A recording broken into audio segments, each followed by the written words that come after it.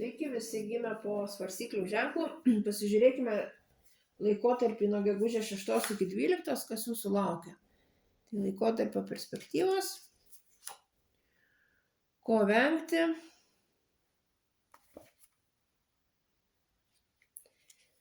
ir patarimas jums.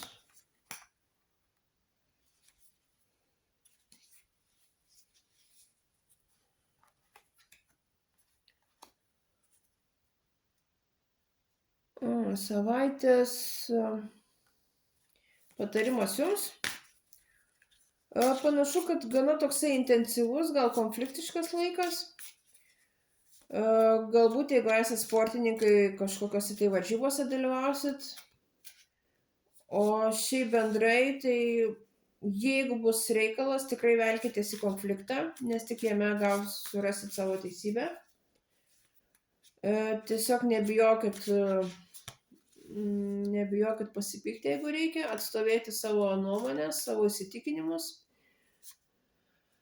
ir tiesiog siekite savo tikslų. Ko vengti? Venkite kaip tik tokio stuobriškumo, lėtumo, tokio gilinimosi tik į materialius dalykus, tokio venkite, kaip tai pasakyti, nenorėjimo prisitaikyti prie situacijos. Būkite lankstus. Ir patarimas jums, ieškokite žinių, ieškokite išminties.